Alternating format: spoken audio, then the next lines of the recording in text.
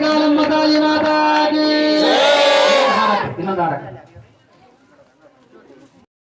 ಜೋರಾಗಿ ಜೋರಾಗಿ ಚಪ್ಪಾಳೆ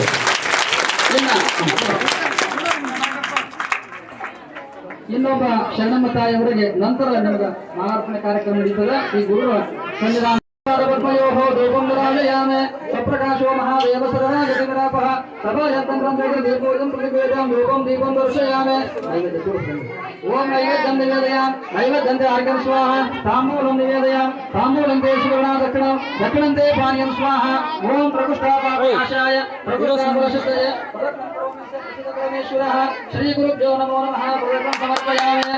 ಸದ್ಗುರುನಾಥ ಮಹಾರಾಜ ಕಿ ಜೈ, ಶಿವಯೋಗಿ ಮಹಾರಾಜ ಕಿ ಜೈ.